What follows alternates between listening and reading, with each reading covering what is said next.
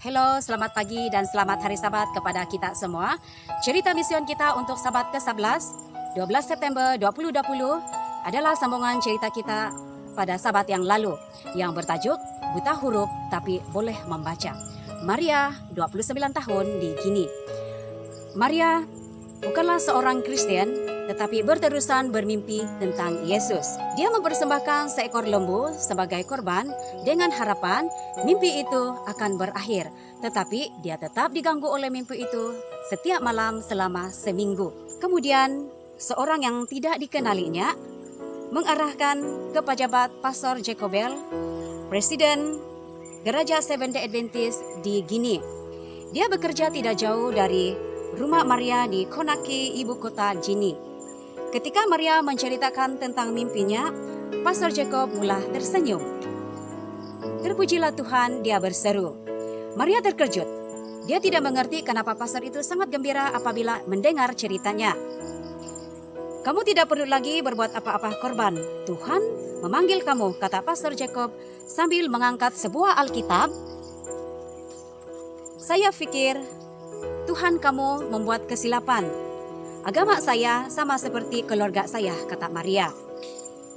Pastor Jacob memberikan Alkitab ini. Ini Alkitab kamu, katanya.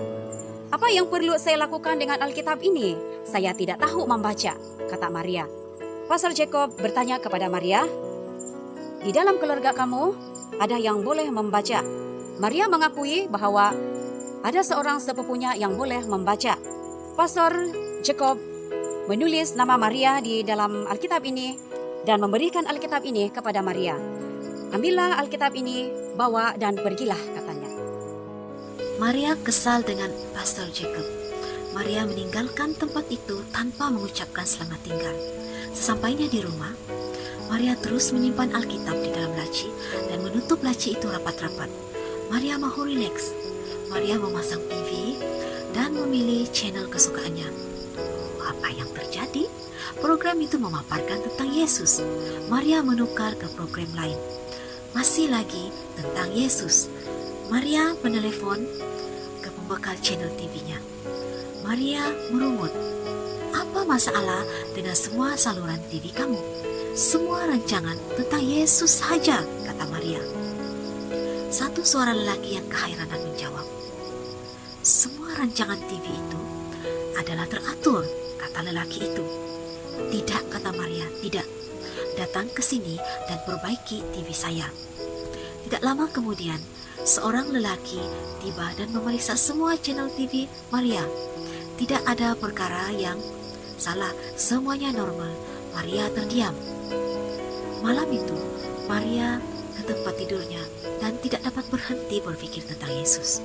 Lalu, Maria teringat bahwa satu-satunya cara untuk dia berhenti berpikir tentang Alkitab ialah mengetahui apa Alkitab itu dan membaca Alkitab itu. Keesokan paginya, Maria meminta sepupunya datang ke rumah.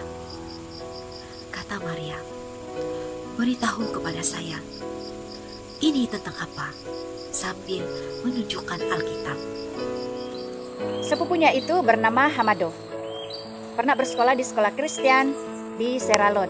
Tahu tentang Alkitab. Hamado bertanya kepada Maria, dari mana dia mendapatkan Alkitabnya itu. Lalu Maria pun menjawab bahwa dia mendapatkan Alkitabnya itu daripada seorang pastor. Lepas itu Hamado bertanya lagi, untuk apa kamu Alkitab itu, sedangkan kamu tidak tahu pun membaca? Kata Hamado. Lalu Maria pun menjawab, nah, kamu kan pernah bersekolah, ajarlah saya membaca supaya saya dapat membaca Alkitab, kata Maria.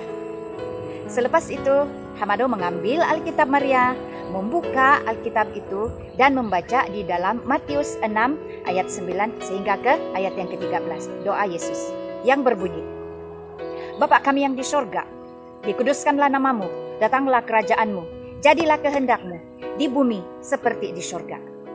Selepas itu Hamado bertanya kepada Maria, adakah kamu gembira?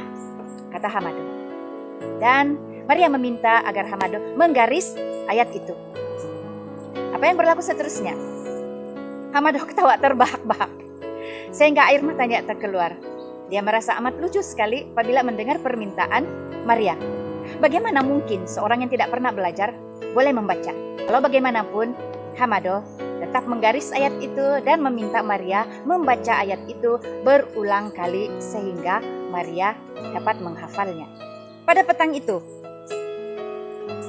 Maria mengambil Alkitabnya, mencari ayat tadi yang terdapat di dalam Matius 6 ayat 9 sampai ke 13. Didapatinya, Maria, dia dapat membaca. Dia membuka halaman-halaman lain lagi. Sangat mengejutkan. Maria boleh membaca. Puji Tuhan. Keesokan harinya Maria tidak sabar untuk bercakap dengan Hamado. Kemarin kamu mempertawakan saya, kata Maria. Nah, mari saya tunjukkan kepada kamu yang saya boleh membaca. Dalam mimpi pun kamu tidak boleh membaca, kata Hamado. Maria membuka Alkitabnya dan membaca. Hamado terkejut dan merasa takut. Bagaimana kamu melakukannya, kata Hamado. Itulah kecerdasan manusia. Kalau kamu percaya kamu boleh melakukan sesuatu, kamu boleh melakukannya, kata Maria tersenyum. Sejak hari itu, Maria membaca Alkitabnya setiap hari. Dia kemudian menyadari bahwa Yesuslah yang memberikannya kemampuan untuk membaca Alkitab.